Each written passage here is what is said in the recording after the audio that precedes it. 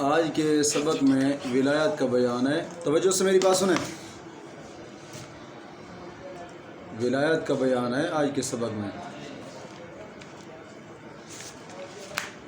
ولایت ایک قرب خاص ہے کہ مولا کریم اپنے برگزیدہ بندوں کو محض اپنے فضل و کرم سے عطا فرماتا ہے.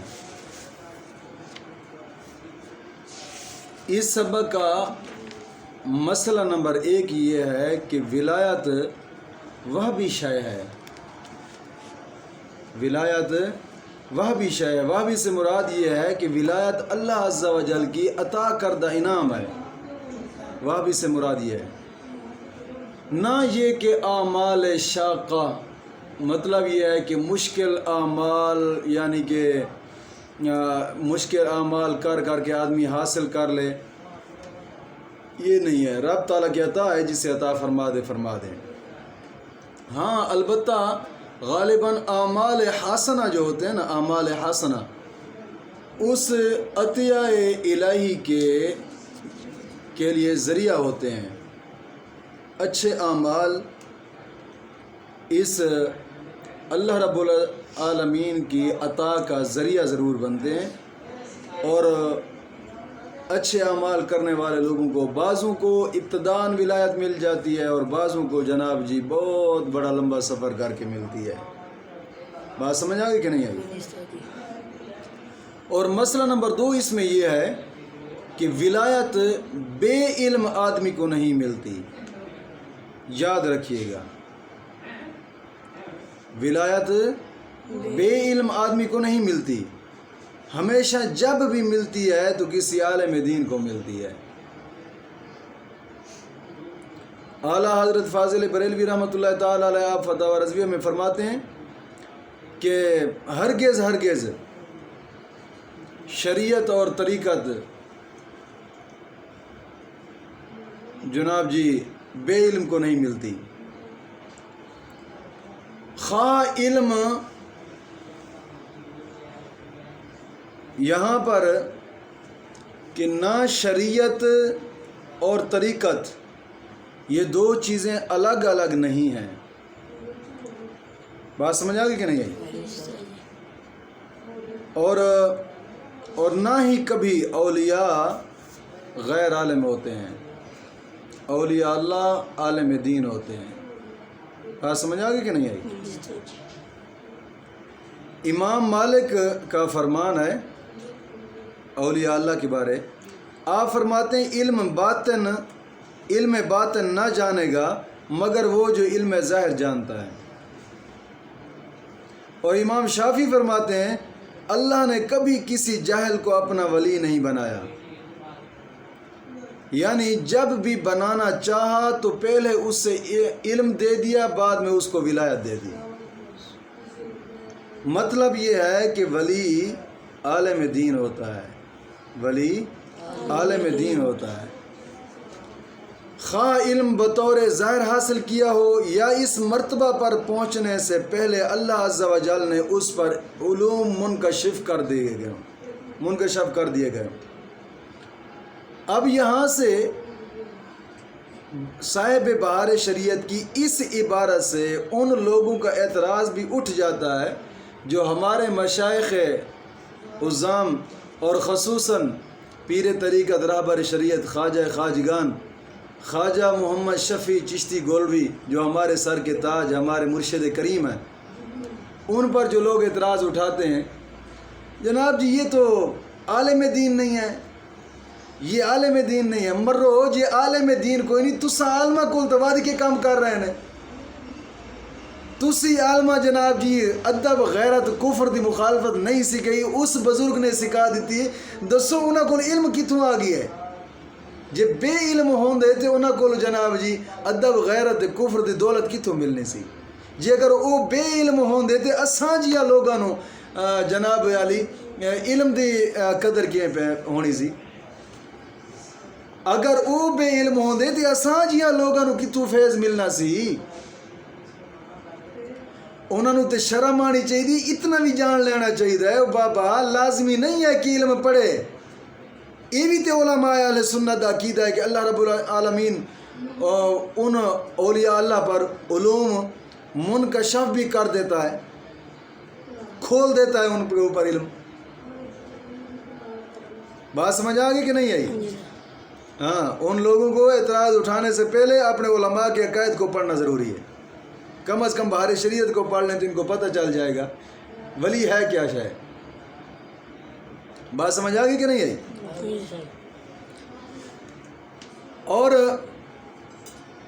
اچھا، بات عجیب ہے، جس ولی پر اعتراض اٹھا رہے ہیں وہی ولی ان کی عزتوں کو بچا رہا ہے۔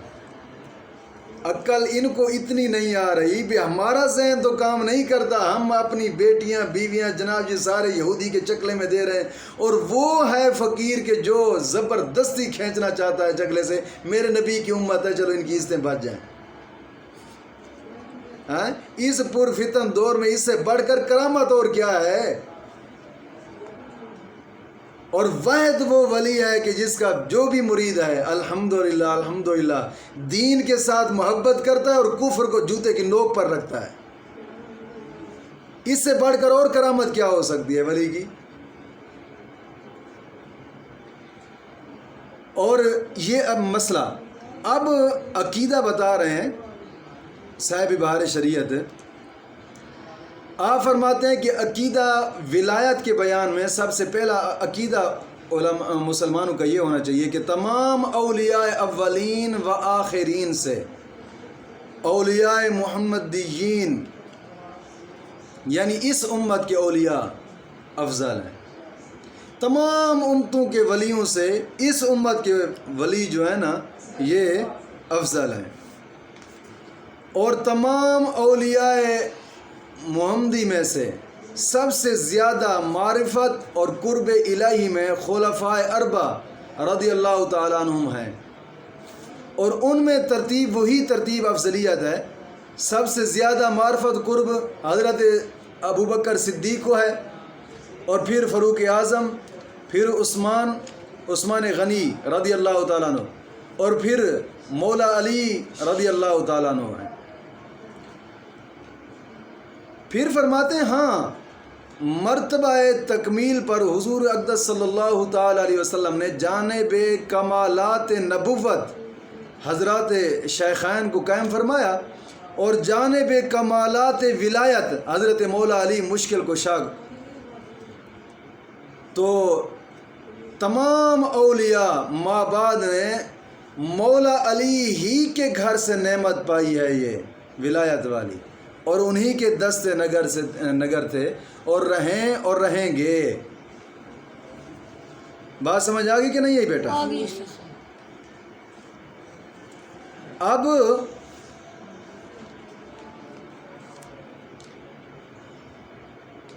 ایک تو یہ بات واضح طور پر سامنے آ گئی کہ تمام امتوں سے جتنے بھی امتیں گزری ہیں ان سب کے ولیوں، اس امتوں میں جو ولی گزرے ہیں ان سب ولیوں سے سب سے زیادہ مرتبے والے اس امت کے ولی ہیں۔ اور دوسرا عقیدہ اس میں یہ ہے کہ طریقت منافی شریعت نہیں ہے، طریقت منافی شریعت نہیں ہے۔ کیا مطلب یہ ہے کہ طریقت جو ہے یہ شریعت کے خلاف نہیں ہے۔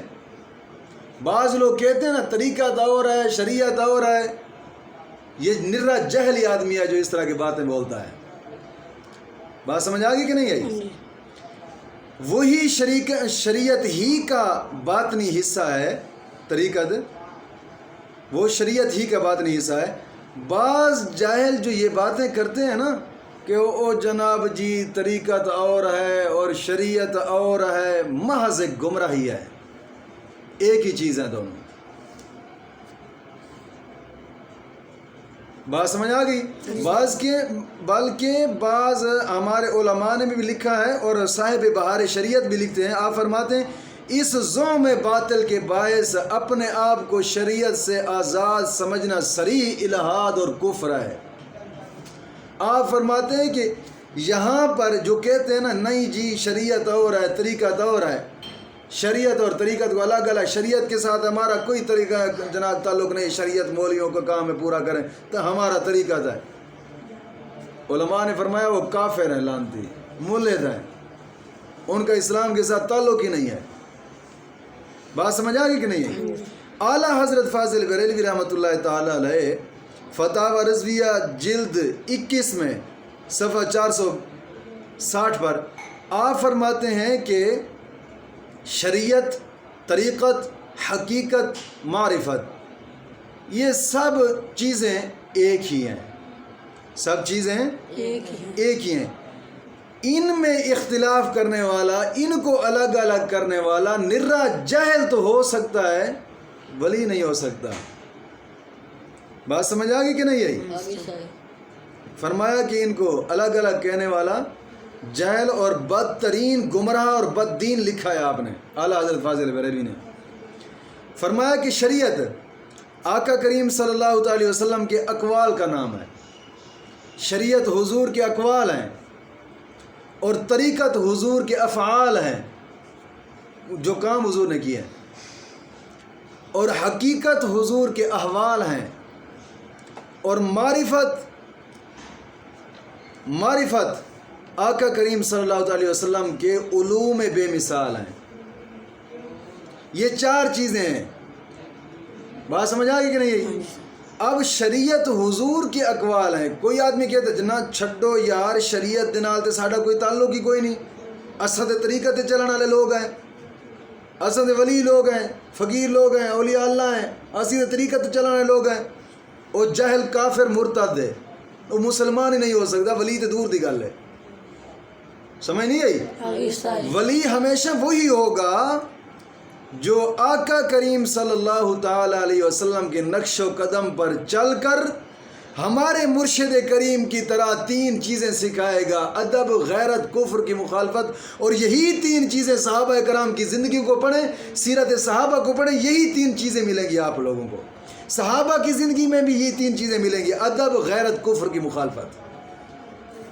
بات سمجھ آ گئی کہ نہیں ہے؟ اب اس عقیدہ کے تحت صاحب بہار شریعت مسئلہ تحریر فرماتے ہیں۔ آپ فرماتے ہیں کہ احکام شرعیہ کی پابندی سے کوئی ولی کیسا ہی عظیم ہو سبق دوش نہیں ہو سکتا۔ بات سمجھ آ گئی کہ نہیں آئی؟ ایسا نہیں ہے کہ کوئی ولی ہو اور کہے نہیں یار شریعت کو چھوڑو، شریعت پر مجھ پر عمل نہیں ہوتا۔ جو بھی ولی ہے اس کو شریعت پر عمل کرنا ضروری ہے۔ اگر شریعت پر عمل نہیں کر سکتا تو ولی ہو ہی نہیں سکتا۔ بات سمجھ آ گئی کہ نہیں ہے؟ اب کیا ہے؟ کوئی داڑھی منڈا ہے، کوئی ننگ تڑنگ بیٹھا ہے، جیتے بالکل کپڑے ہی کوئی نہیں، اے تے بابا جی کمال ہے، پہنچا ہوا اللہ ولی اللہ ہے، ہاں جنہوں استنجا چوت دھوڑ دا طریقہ ہی نہیں آتا۔ سرے کی تو میں لفظ بول گیا، غیرت دین دی وجہ تو ایسے الفاظ ساڑھے کو نکل جاندن۔ اوہ جنہوں بونڈ دھوڑ دا طریقہ نہیں آتا وہ کہتے ہیں میں تے ولی بنیا بیٹھا۔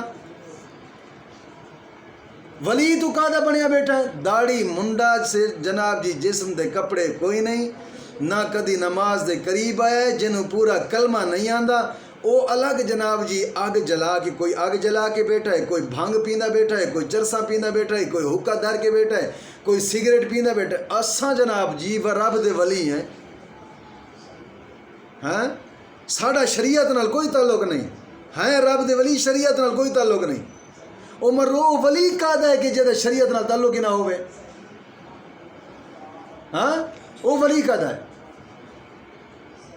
ساڑھے مرشد کریم نو ویکو اللہ دی قسم قدم قدم دے ہوتے کفر دی مخالفت تے دین دی موافقت کر دے نظر آندے ہیں، ہر قدم قدم دے ایسا ویکھے ہے، تجربہ کر کے ویکھے ہے۔ قربان جی اس بزرگ تو کہ جنہ جناب جی لکھاں لوگاں دے دلاں دے اندر دین مصطفیٰ دی محبت نو پیدا کر دیتا ہے، اور یہی تو مجدد دی نشانی ہوندی۔ ہاں جناب حضرت جنید بغدادی رضی اللہ تعالیٰ عنہ سے اس طرح کا کوئی آدمی بیٹھا تھا ننگ تڑنگ کوئی دور جا کے بیٹھا تھا جناب جی، تو لوگوں نے کہا واہ کمال ہے حضرت، یہ تو بہت پہنچی ہوئی ہستی ہے، بہت پہنچی ہوئی ہستی ہے۔ آپ نے دیکھا تو اس کا کوئی کام بھی شریعت کے مطابق نہیں تھا۔ آپ نے فرمایا ہاں صادقوا لقد وصلوا ولکن الی این الی النار، وہ سچ کہتے ہیں پہنچا ہوا ہے، بے شک میں بھی کہتا ہوں وہ پہنچا ہوا ہے، مگر کدھر؟ جہنم میں، جنت میں نہیں۔ سمجھ آ گئی کہ نہیں آئی؟ ہاں، جنت میں رب کا ولی جو سچا ولی ہے نا، سچا رب کا ولی حضور خواجہ شفیع محمد چشتی گولوی جیسا، یہ وہ ہیں کہ جو رب کے پیغمبر کے وارث ہیں۔ سمجھ آ گئی کہ نہیں آئی؟ البتہ اگر مجذوبیت کہ جو اللہ تعالیٰ کی محبت میں غرق ہونے والا ایک ولی ہوتا ہے، اس کو مجذوب کہتے ہیں۔ بات سمجھ آ گئی؟ اگر مجذوبیت سے عقل تکلیفی زائل ہو گئی ہو، جیسے غشی والا آدمی ہوتا ہے، وہ اسی طرح رب کے عشق میں بالکل فنا ہو گیا ہے، بس جناب جی تو ہی تو رہ گیا ہے، میں رہی نہیں ہے، تو ہی تو رہ گیا ہے، میں رہی نہیں ہے، یہی مجذوب ہوتا ہے۔ وہ مولانا روم لکھتے ہیں نا، ایک شخص تھا، ایک شخص، اور آیا اپنے یار کے دروازے پر، آ کر دروازہ کھٹکھٹایا، اندر معشوق نے پوچھا کون؟ عاشق نے کہا میں۔ انہیں کیا میں کہ ہاں، میں کہ تو چلا جا جا، تیری سانو ضرورت ہی کونی، میں کچھ عرصے بعد جو واپس آیا نا، تو پھر دروازہ کھٹکھٹایا، اندر معشوق نے پوچھا کون؟ ہو سکے تو کہ ہوں آ جا، کیونکہ ہوں میں ہی تیرے اندر نہیں رہی۔ سمجھ آ گئی؟ جدو میں مر جاوے نا، میں تو اس وقت رب دا ولی پیدا ہوندا ہے، بندا ہے، تو وہی ولی پھر لکھاں لوگاں دے دلاں دے وچوں میں نو ماردا ہے، صرف اور صرف رب دا خوف دل دے وچ پا دیندا ہے، دنیا دا خوف ہی نکال دیندا ہے۔ پھر جدو انج دے اپنے مریدین نو کر دیندا ہے نا، سمجھ لو یار اس جڑا کرنٹ لگایا ہے نا، واقعی کرنٹ محمدی ہے۔ سمجھ آ گئی کہ نہیں آئی؟ یہی تے چیز ہے جیڑا امام آباد شریف دا جناب جی درویش دلاں دے اندر بھردا پیا ہے۔ سمجھ آ گئی کہ نہیں ہے؟ عقل نال سوچ لینا چاہیے انہاں لوگاں نوں۔ مجذوبیت کہ جو اللہ کی محبت میں غرق ہونے والا شخص جو ہو جائے نا، اس کو مجذوب کہتے ہیں۔ مجذوبیت سے عقل تکلیفی زائل ہو گئی ہو، جیسے غشی والا آدمی ہوتا ہے، تو اس سے قلم جو ہوتا ہے نا شریعت کا، یہ اٹھ جائے گا۔ مگر یہ بھی سمجھ لو کہ یہ جو مجذوب آدمی ہوتا ہے نا، یہ بھی اس قسم کا نہیں ہوگا کہ اس سے جناب جی کوئی ایسی باتیں ہوں جو شریعت کے خلاف ہوں، اس کے منہ سے نکلیں۔ قرآن شریعت کے خلاف یہ مجذوب بھی نہیں کرتا، شریعت کے خلاف یہ مجذوب بھی نہیں کرتا، شریعت کا مقابلہ یہ مجذوب بھی نہیں کرتا۔ میں حیران ہوں آج کے داڑھی منڈوں پر قمیضیں سلواریں اتری ہوئی ہیں، داڑھی روزانہ کے بنا پر منڈاتے ہیں، ہم تو مجذوب ہیں جناب۔ اوے تو کتھوں دا مجذوب آ گئے؟ اٹھ کھوتے آ، ہاں تینوں داڑھی منڈاون دا شوق ہوندا ہے، اے ہوش ہوندا ہے؟ مجذوب تو ہوندا ہے تینوں شریعت کسے کام کرن دے خلاف جناب جی دا ہوش ہی نہ ہوئے، تینوں داڑھی منڈاون دا ہوش ہے، تو مجذوب کدے بن گئے؟ سمجھ نہیں آئی؟ بھنگ پیمن دا تینوں ہوش ہے، چرس پیمن دا ہوش ہے، حکا دھرن دا ہوش ہے، سگریٹ تے شراب پیمن دا ہوش ہے، صرف ہوش نہیں ہے تے شریعت دا کوئی نہیں تینوں۔ پھر اسی ضرور ہی کہاں گے تو مجذوب ضرور ہیں، مگر تو اللہ دی محبت ہی غرق نہیں، تو شیطان دی محبت ہی غرق ہے، شیطانی مجذوب ہے۔ بات سمجھ آ گئی کہ نہیں آئی؟ اور اسی عقیدہ میں ایک مسئلہ آپ فرماتے ہیں اولیاء کرام کو اللہ عز و جل نے بہت بڑی طاقت دی ہے. بات سمجھ آ گئی کہ نہیں؟ اور ان کو تصرف کا اختیار بھی دیا جاتا ہے، سیاہ سفید کے مختار بھی بنا دیے جاتے ہیں، مولا کریم کے قریب ہو جاتے ہیں. بات سمجھ آ گئی نہیں؟ اور یہی وہ لوگ ہیں کہ جو آقا کریم صلی اللہ تعالی وسلم کے سچے نائب ہیں. ان کو اختیارات اور تصرفات آقا کریم صلی اللہ تعالی وسلم کی نیابت میں ملتے ہیں. علوم غیبیہ بھی ان پر منکشف ہوتے ہیں. بات سمجھ آ گئی کہ نہیں آئی؟ اور ان میں بہت کو ما کان و ما یکون اور تمام لوح محفوظ پر اطلاع دیتے ہیں، مگر یہ سب آقا کریم صلی اللہ علیہ وسلم کے واسطہ سے جناب جی انہی کے واسطے سے عطا ہوتے ہیں. حضور صلی اللہ علیہ وسلم ہی انہی کے واسطہ سے اور وہی عطا فرماتے ہیں ان کو. بے وساطت رسول کوئی غیر نبی کسی غیب پر مطلع نہیں ہو سکتا. یہ اہل سنت کا عقیدہ ہے. اولیاء کی کرامت حق ہے، اس کا منکر گمراہ ہے. یہ بھی علماء اہل سنت کا عقیدہ ہے. بات سمجھ آ گئی کہ نہیں ہے؟ مردہ زندہ کرنا، مادرزاد اندھے اور کوڑی والے کو شفا دینا، مشرق سے مغرب تک ساری زمین ایک قدم میں طے کر جانا، غرض ہے کہ تمام خوارق کے عادات یعنی جو عادت کے خلاف کام ہوتے ہیں اولیاء اللہ سے ممکن ہے. اسی کو تو کرامت کہتے ہیں. بات سمجھ آ گئی کہ نہیں ہے؟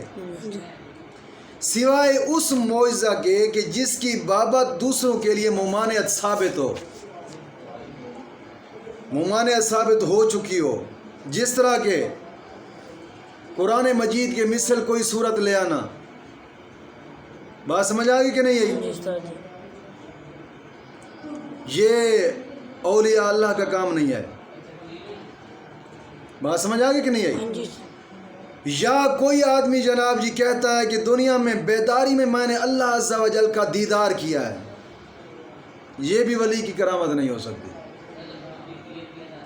کوئی ولی یہ دعویٰ کرے دنیا میں رہ کر، یا کوئی آدمی بھی ہے کوئی کہتا ہے کہ جناب جی میں نے رب کو اپنی آنکھوں سے دیکھا ہے، علماء فرماتے ہیں کافر ہے، مرتد ہے، یہ مسلمان ہی نہیں ہے. بات سمجھ آ گئی نہیں؟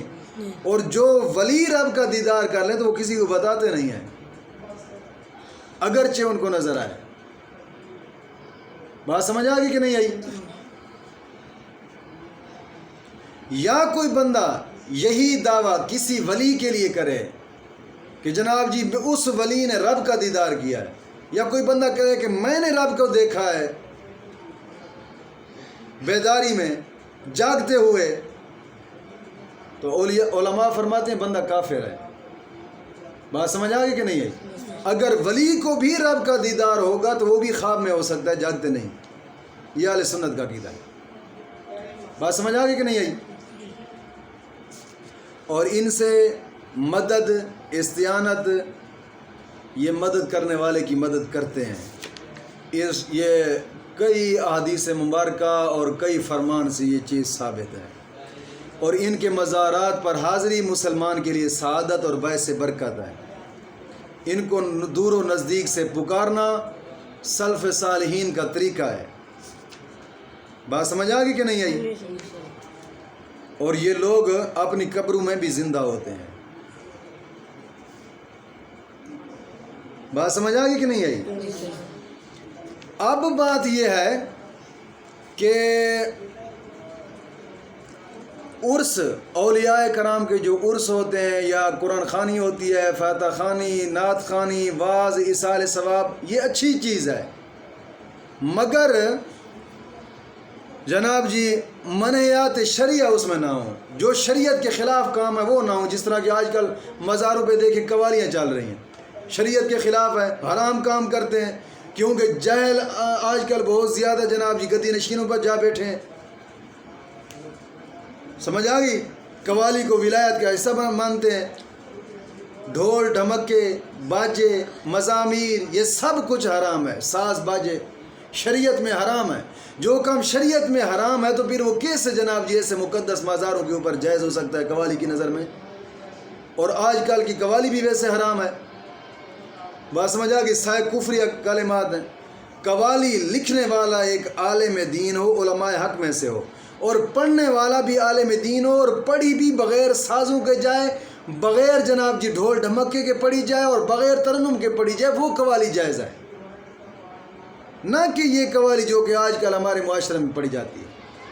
بات سمجھ آ گئی کہ نہیں؟ مزارات کے اوپر میلے لگانا، جناب جی یہ کتوں کا میلہ ہے، یہ بندیوں کا میلہ ہے، یہ کبڈی میچ ہے، یہ سب کچھ حرام ہے. کوئی جائز کام نہیں ہے یہ. اور جو لوگ کرتے ہیں ان کا اہل سنت کے ساتھ کوئی تعلق نہیں ہے. نام کے اپنے آپ کو سنی کہلاتے ہیں. بات سمجھ آ گئی کہ نہیں آئی؟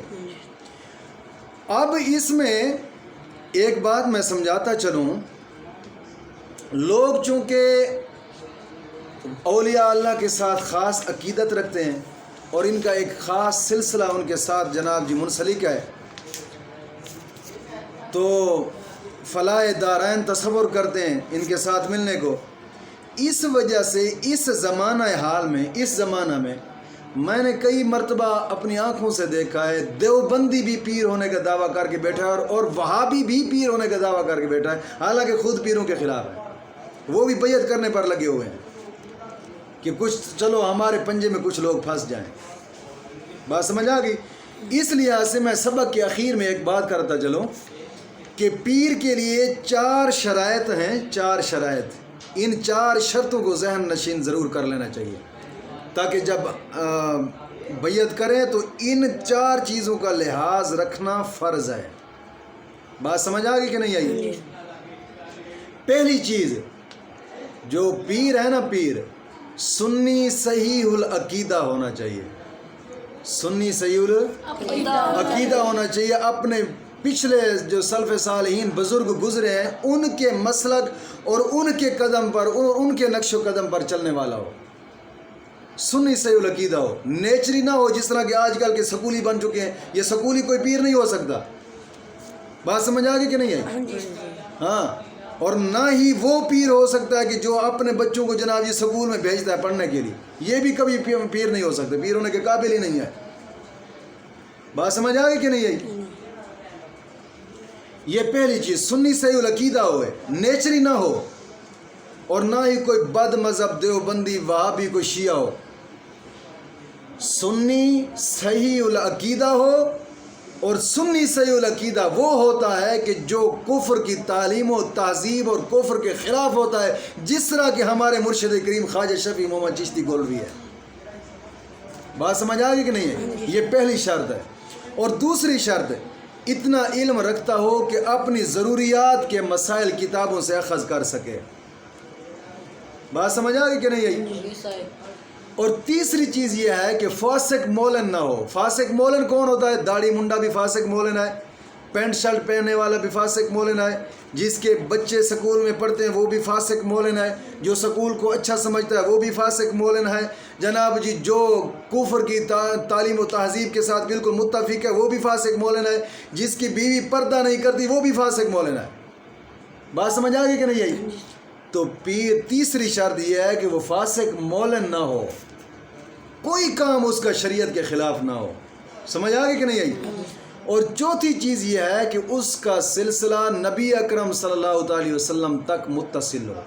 یہ 4 شرطیں ہیں.